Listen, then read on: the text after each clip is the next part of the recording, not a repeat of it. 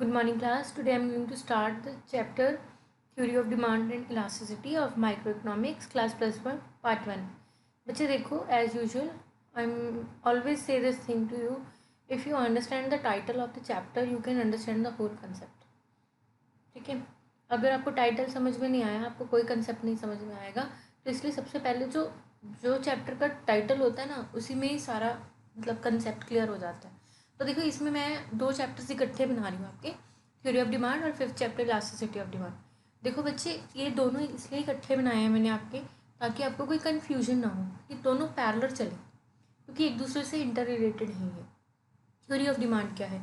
Demand, देखो इसमें common word है. तो first of all we discuss demand. What is demand?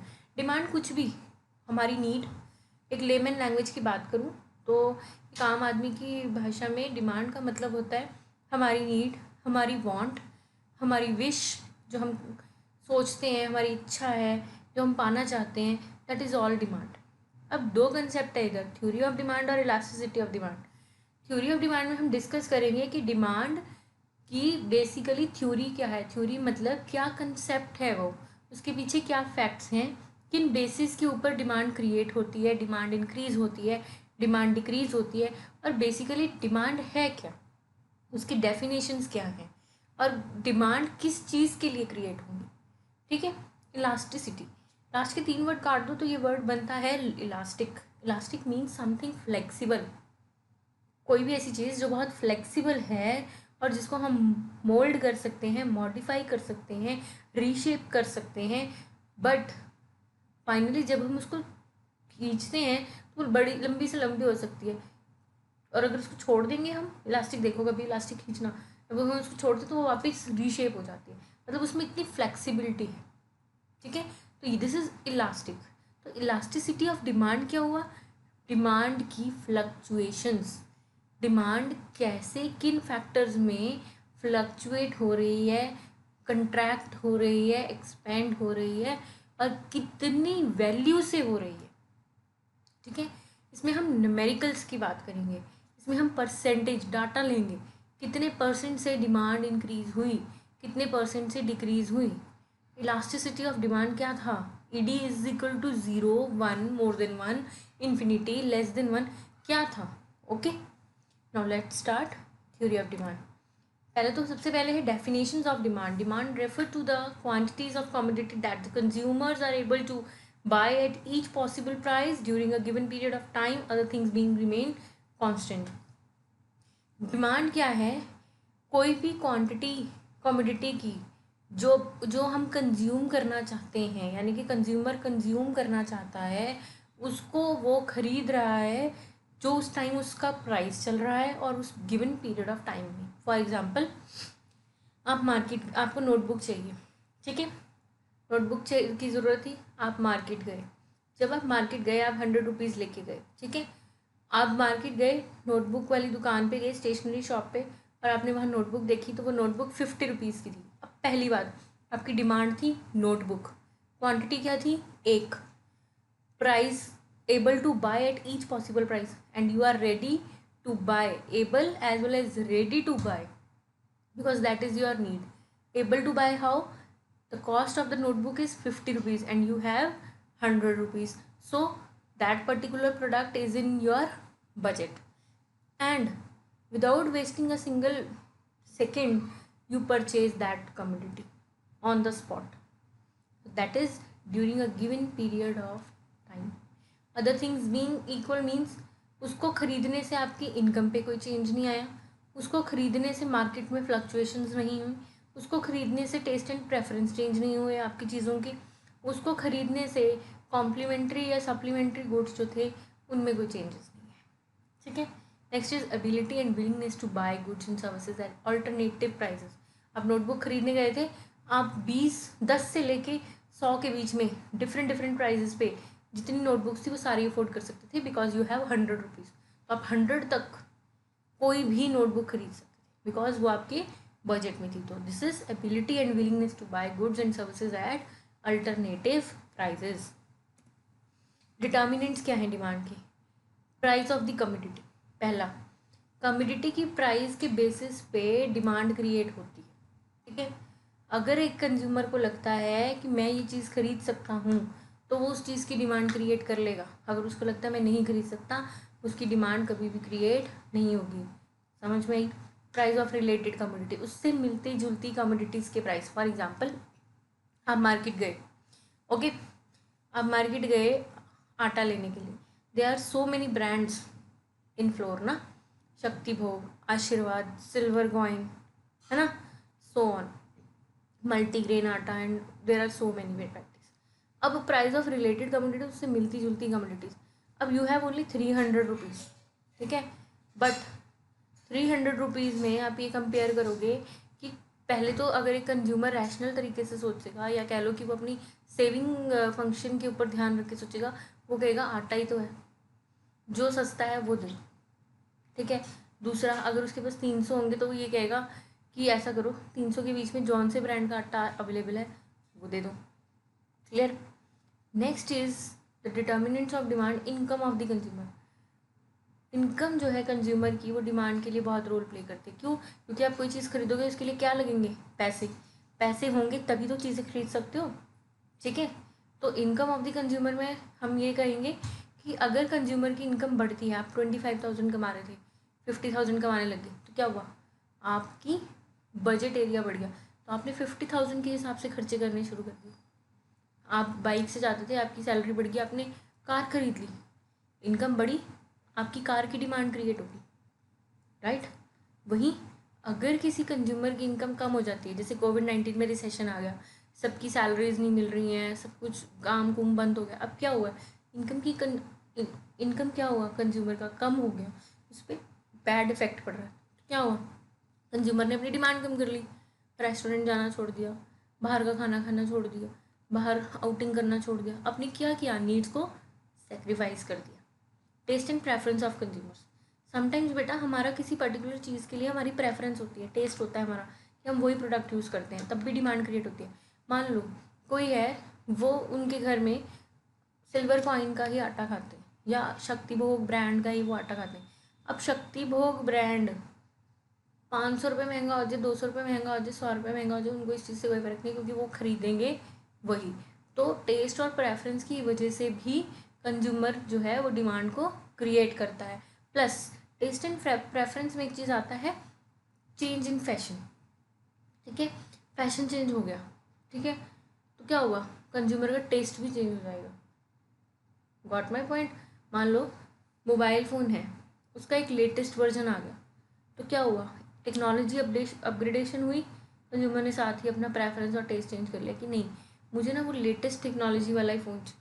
पहले वो दूसरा फ़ोन यूज़ कर रहा था, सडनली उसने डिमांड क्रिएट कर दी, अपना टेस्ट और प्रेफरेंस चेंज कर दिया। अब कंज्यूमर कभी कभी अपना टेस्ट और preference technical point of view से भी चेंज करता है, कभी कभी प्राइस ऑफ द कम्युनिटी के बेस पे भी चेंज करता है। मान लो एक कंज्यूमर 50 रुपये के हिसाब से कोई चीज़ खरीद रहा था, सेम वही चीज़ किसी और ब्रांड की उसको 30 रुपये में मिल रही है, तो वो अपनी डिमांड बिल्कुल बदल देगा, अपना टेस्ट चेंज कर देगा, वो दूसरा ब्रांड यूज़ करना शुरू कर देगा, ठीक है। अदर फैक्टर्स में बहुत कुछ आता है, price of the substitute goods, ठीक है। फ्यूचर में मार्केट की क्या फोर्सेस मार्केट फोर्सेस क्या डायरेक्शंस प्ले करेंगी, वो सब चीज़ें, ठीक है। प्राइस ऑफ रिलेटेड कमोडिटीज़ में आते हैं कॉम्प्लीमेंट्री गुड्स के प्राइस, सब्स्टिट्यूट गुड्स के प्राइस, नॉर्मल गुड्स के प्राइस, इन्फीरियर गुड्स के प्राइस। कॉम्प्लीमेंट्री गुड्स होते हैं एक के बदले में दूसरा फ्री मिल रहा है। आपने कार खरीदी है तो पेट्रोल के बिना तो चलेगी नहीं, तो क्या हुआ? आपकी कार खरीदते ही आपकी पेट्रोल और डीजल की जो डिमांड थी वो ऑटोमेटिकली क्रिएट होगी। This is complementary. आप इंक पेन खरीद रहे हो, फाउंटेन पेन खरीद रहे हो, तो इंक की बॉटल साथ में खरीदनी पड़ेगी, यानी कि एक प्रोडक्ट खरीदने पे दूसरे प्रोडक्ट की जो डिमांड है वो ऑटोमेटिकली जब क्रिएट हो जाती है, इसको हम कॉम्प्लीमेंट्री गुड्स कहते हैं। सब्स्टिट्यूट, एक के बदले में हम दूसरा यूज़ कर रहे हैं। फॉर एग्जाम्पल क्या होता है, सर्दियों में लोग कॉफ़ी ज़्यादा पीते हैं, तो क्या होगा? टी की कंजम्पशन कम हो जाएगी, कॉफ़ी की कंजम्पशन बढ़ जाएगी। उससे क्या होगा? जो कंज्यूमर 10 kg टी खरीद रहा था गर्मियों में, अब वो 5 kg टी खरीद रहा है, 5 kg कॉफ़ी खरीद रहा है। सब्स्टिट्यूट इफेक्ट, क्योंकि ठंड ज़्यादा है, उसने अपनी डिमांड शिफ्ट कर दी और उसको एक सब्स्टिट्यूट मिल गया। दूसरा समटाइम्स जैसे होता है, चाय के प्राइसेस बढ़ गए, कंज्यूमर कॉफ़ी पे शिफ्ट हो जाता है, क्योंकि बेसिकली उसकी बॉडी को डिमांड है कैफीन की, तो वो कॉफ़ी में भी है, चाय में भी है, ठीक है। तो उसने अपनी बॉडी को एक्टिव रखना है तो वो कुछ भी पी के रख सकता है। नॉर्मल गुड्स जो हम नॉर्मली यूज़ कर रहे हैं, इन्फीरियर गुड्स वो गुड्स जो बहुत चीप कॉस्ट पे मिलते हैं, ठीक है। लॉ ऑफ डिमांड क्या है? There is an inverse relationship between price and commodity demanded. उल्टा रिलेशन प्राइस और डिमांड का। प्राइस बढ़ गए तो उस प्रोडक्ट की डिमांड कम हो जाएगी, प्राइस कम हो गए तो प्रोडक्ट की डिमांड इंक्रीज हो जाएगी। फॉर एग्जांपल देखो बेटा, पहले अनियन जो था, अभी लास्ट लॉकडाउन से पहले थोड़े महीने पहले अनियन के प्राइस शूट अप कर दिए, तो क्या हुआ, जहाँ लोग 5 किलो खरीदते थे लोगों ने 1 किलो खरीदना शुरू कर दिया, ठीक है। अब फिर से अनियन के प्राइस नॉर्मल हो गए तो लोगों ने क्या किया, प्राइस डिक्रीजेस तो अपनी डिमांड फिर से इंक्रीज कर ली, अब 5 किलो खरीदने शुरू कर दिए, पहले 1 किलो खरीद रहे थे। So there is an inverse relationship between price and demand. और इसमें बाकी चीज़ें कांस्टेंट रहती हैं। कैसे कांस्टेंट रहती है? प्राइस की वजह से, लॉ ऑफ डिमांड कहते हैं प्राइस की वजह से कमोडिटी डिमांड में चेंजेस आएंगे। प्राइस की वजह से लोग अपनी डिमांड फ्लक्चुएट करेंगे, बाकी चीज़ों में कोई चेंज नहीं आएगा, ना ही इनकम में कंज्यूमर की, ना ही उसका टेस्ट चेंज होगा, ना ही कोई अदर गुड इफेक्ट, ना ही कॉम्प्लीमेंट्री गुड आएगा उसका, ना सब्सिट्यूट इफेक्ट आएगा, ना ही उसको इन्फीरियर क्वालिटी में वो गुड मिल रहा है। अब प्याज की इन्फीरियर क्वालिटी क्या हो सकती है? Got my point. बाकी चीज़ें सब सेम रहेंगी, बस वो चीज़ प्राइस बढ़ने से कंज्यूमर के बजट में नहीं रही, क्योंकि हमने डिमांड की डेफिनेशन में पढ़ा ना, जो वो पॉसिबल हो उसके लिए खरीदना। अब प्राइस बढ़ने से कंज्यूमर के बजट में नहीं रही वो चीज़ कि वो उतनी क्वांटिटी में खरीदे, तो वो क्या कर रहा है, क्वांटिटी से सेक्रीफाइस कर रहा है, ठीक है। खरीद रहा है पर कम खरीद रहा है। ये देखो explanation of law of demand. जब उसका प्राइस 1 रुपीज़ पर यूनिट था तो उसने क्या किया, 5 यूनिट्स खरीद लिए। 2 रुपये था तो 4 यूनिट्स खरीदे, 3 था 3, 4 रुपये हो गया तो 2 रुपये। जब उसका प्राइस 5 रुपीज़ पर यूनिट हो गया उसने एक खरीदना शुरू कर दिया, तो उसने क्वांटिटी डिमांडेड जो है क्या की, डिक्रीज कर दी, ठीक है। देख रहे हो टेबल, देखो फिर अभी डिमांड कर्व ऐसे बनती है। जो डिमांड कर्व बनेगी आपकी वो हमेशा लेफ्ट टू राइट होगी, यानी कि लेफ्ट हैंड से नीचे की तरफ को आएगी। एक्स एक्सिस देखो यहाँ पे, एक्स एक्सिस पे आपके प्राइस हैं, वाई एक्सिस पे आपकी क्वांटिटी दी हुई है, ठीक है। 1 2 3 4 ये प्राइस है। जब प्राइस 1 रुपीज़ था तो 4 क्वांटिटी डिमांडेड था, 2 पे 3 हुआ, 3 पे 2 हुआ, 4 पे 1 हुआ, और एट लास्ट क्या हुआ, डिमांड कर्व नीचे की तरफ जानी शुरू होगी, डाउनवर्ड्स, डिक्लाइनिंग, ठीक है। डाउन मतलब नीचे जाना, नीचे क्यों गई, क्योंकि प्राइस बढ़ने से डिमांड नीचे जा रही है, इसीलिए डिमांड कर्व भी नीचे की तरफ है। और ये क्या शो करता है, नेगेटिव रिलेशन प्राइस और कम्युनिटी का। Demand increases, why, because price decreases, demand decreases, why demand decreases, because price increases, okay. Assumption क्या है इस लॉ के, कंज्यूमर रैशनल है। रैशनल कंज्यूमर मतलब समझदार है कंज्यूमर, अवेयर है, इग्नोरेंट नहीं है, वो पढ़ा लिखा है, बड़ी सोच समझ के पैसा खर्च कर रहा है, ठीक है।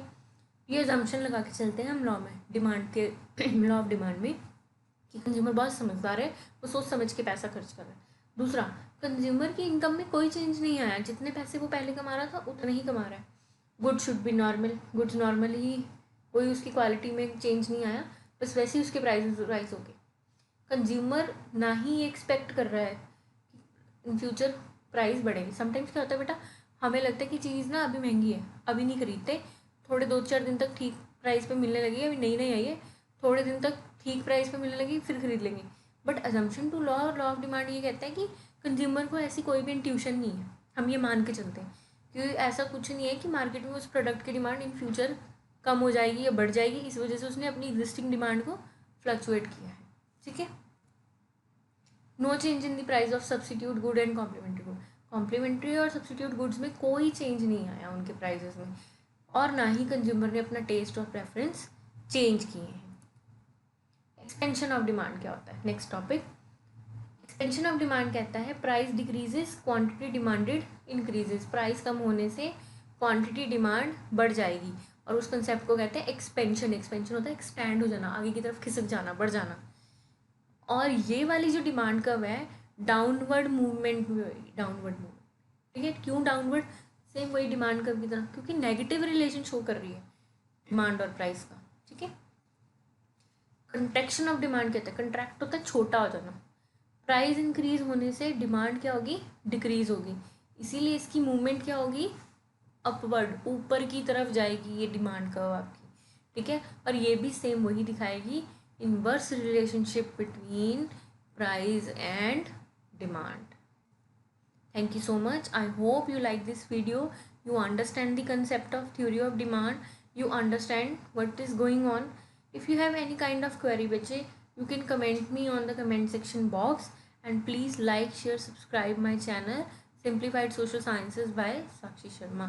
And please subscribe it. Press the bell icon. If you press the bell icon, you will automatically get the notification of next video. Thank you so much for listening me. Stay safe. Stay home. Be alert, save a life. Have a nice day. Thank you so much.